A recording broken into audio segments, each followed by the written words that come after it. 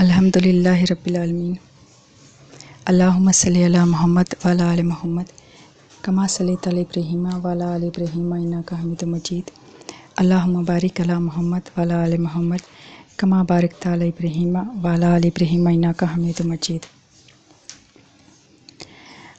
آج کو موضوع ہے سورہ فاتحہ، قرآن پاک کی پہلی سورت ہے۔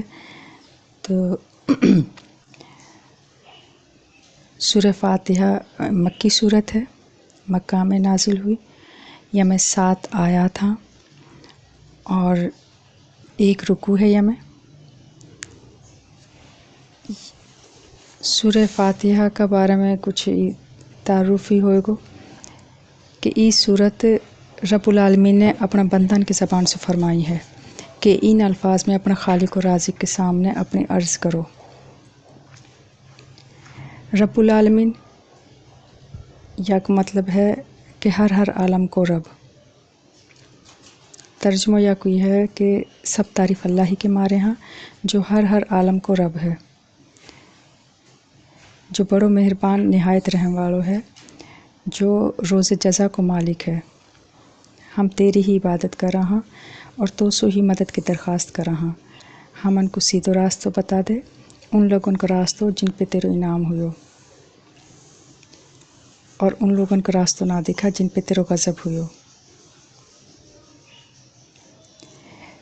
سب تعریف اللہ ہی کے لیے ہیں جو ہر عالم کو رب ہے، یعنی رب العالمین۔ عالم کے وہاں ایک جو الگ جن سے کو ایک علیحدہ عالم ہے، ایک گروپ ہے، جیسے کہ عالم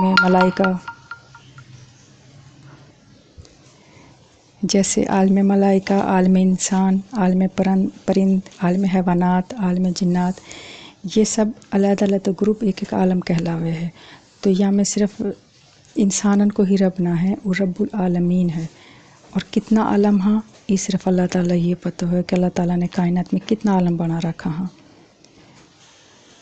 تو وہ اللہ تعالیٰ واقعی تعریف ہاں ساری کی ساری جو صرف میرو اور آپ کو ہی اللہ نہ ہے، جتنا عالم ہاں جنہوں نے ہم جانا ہاں نہ جانا ہاں، ان سبن کو پالن والو ہے، جو بہت ہی رحم کرن والو ہے، مہربان ہے، اور روز جزا کو مالک ہے۔ روز جزا یعنی قیامت کا دن سے روز جزا کہی گئی ہے، وہ دن کو مالک ہے۔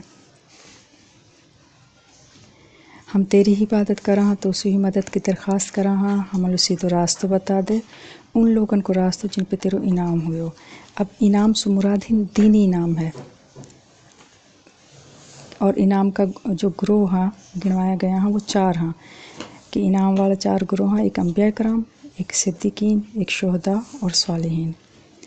یعنی ہم لوگ ان کا راستہ جو تیرا یہ پیارا بندہ ہاں ان کا راستہ ہے دکھا، اور ان لوگوں کو راستہ نہ دکھا جن پہ تیرو غضب ہوئے۔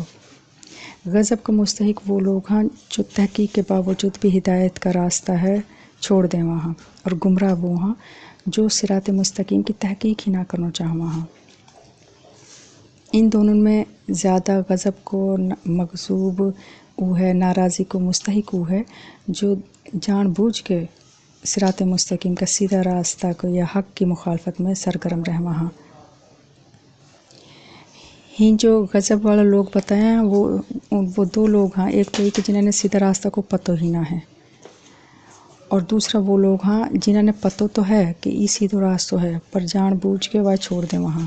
انہوں نے حق شناسی ہے لیکن وہ حق کا راستہ نہ اپناوا، اور ایک وہ ہے جو تحقیق ہی نہ کرنا چاہوا کہ مستقیم یا صراط مستقیم کہا چیز ہے، سیدھا راستہ کون سو ہے۔ اہمیت یہ صورت کی ایسے ہے کہ ہم جو بھی نماز پڑھا ہاں، نفل پڑھا ہاں یا فرض نماز پڑھا ہاں، جب تک 4 رکعتن میں یا 2 رکعتن میں سورہ فاتحہ کی تلاوت نہ ہو جائے گی تو ہماری نماز نہ ہوئے گی۔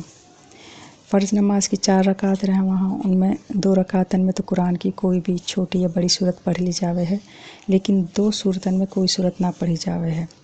لیکن سورہ فاتحہ ایسی ہے کہ 4 رکعتن میں پڑھنی لازمی ہوئے گی ورنہ نماز نہ ہوئے۔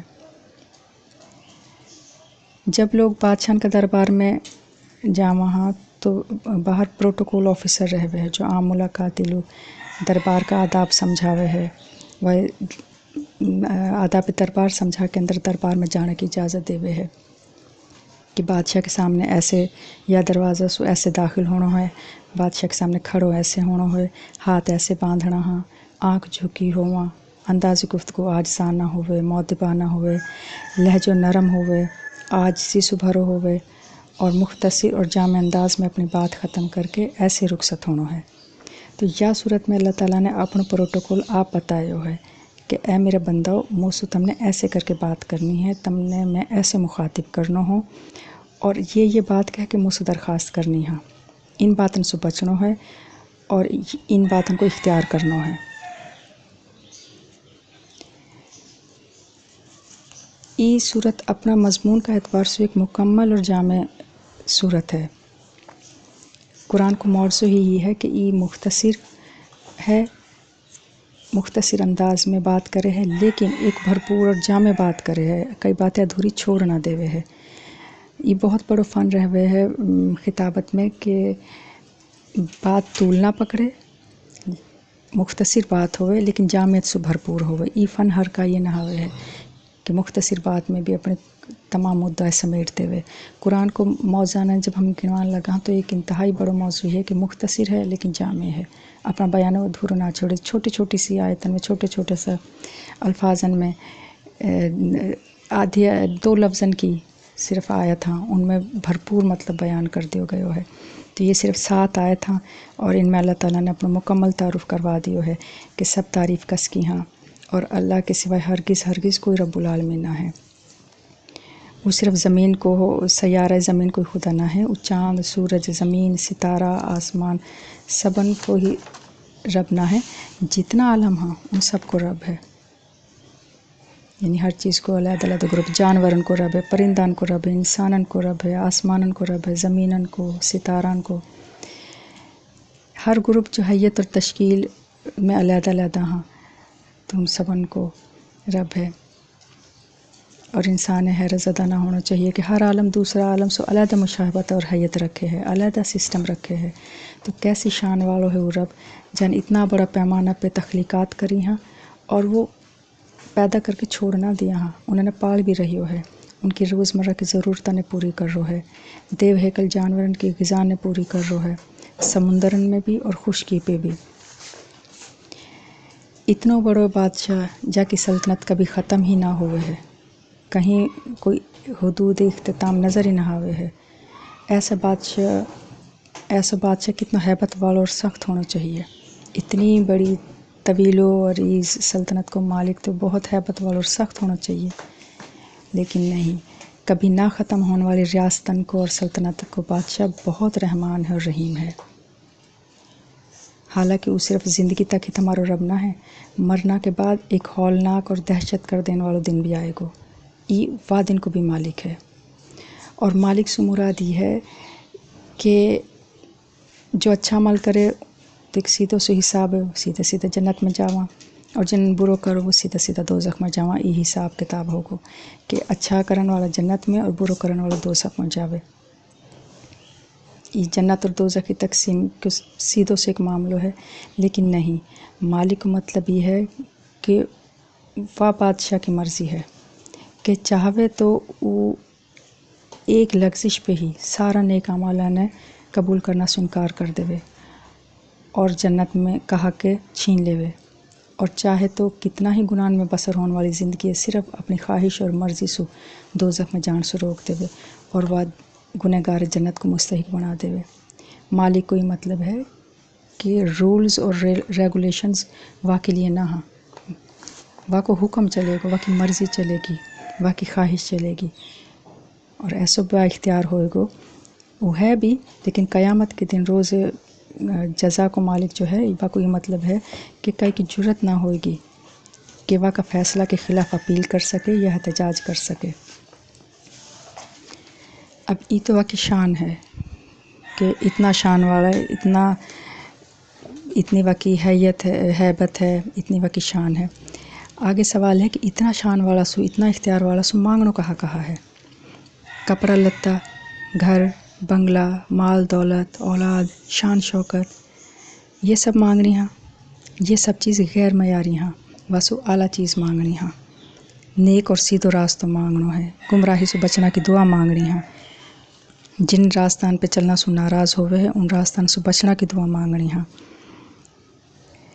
सारी दुआ या में सिखा दी अल्लाह ताला ने छोटी सी सूरत में, और इन दुआ ने सिखाने के बाद इंसान लोगों की औकात याद दिवा दी है कि वो रब इतना ताकतवर है कि तमल्लु हाथ दिया, पाँव दिया, दिमाग दी, आँख दे दी, लेकिन कंट्रोल अपने पे रखो है। तुम्हारा पाँव सिरात मुस्तकीम पे चल ना सका हाँ, हालांकि वो तुम्हारे इख्तियार में हाँ, लेकिन जब तक वो सिरात मुस्तकीम पे ना चल सका हाँ, जब तक कि वाको हुक्म ना होवे। मुसलमानन की तरबियत खुद बराह रास्त रब्बुल आलमीन ने करी है, परवरदिगार आलम ने करी है। जो इंजीनियर मशीनरी बनावे हैं वो अपनी मशीनरी सबसे ज़्यादा समझे है और वालों बेहतरीन कमांड दे सके है, वाको बेहतरीन कंट्रोल वही कर सके है। हम पैदा करा हाँ हमारे रब ने, तो वह सारा हमारे सिस्टम उनको पता है कि हम कैसे कैसे कंट्रोल करना है, कहाँ चीज़ हमारे लिए अच्छी है, हमने कब तक कहाँ कहाँ चाहिए। वाने हम पैदा करा हाँ, लेकिन पैदा करने के बाद हम वाने नुई ना छोड़ दिया हाँ, मुसलसल हमारी ज़िंदगी गुजारना का तरीका बता रो है। और फिर ज़िंदगी तक ही बात ना है, मौत की बाद मौत का तमाम मरहलान के बारे में हमारे हिदायत दे रो है कि तुमने ही ऐसे ऐसे ज़िंदा रहना है और अगली ज़िंदगी की हमारी ये तैयारी करनी है। सब कुछ हमारे सामने रखती है वाने, अभी हमारे इख्तियार में है कि हम वाका कहना के मुताबिक चला या वाके ख़िलाफ़ चला। फ़ायदा और नुकसान का ज़िम्मेदार हम खुद होएंगे। तो वमा अलैना इल्लल बलागुल मुबीन। अल्लाहुम्मा सल्ली अला मुहम्मद व अला आलि मुहम्मद।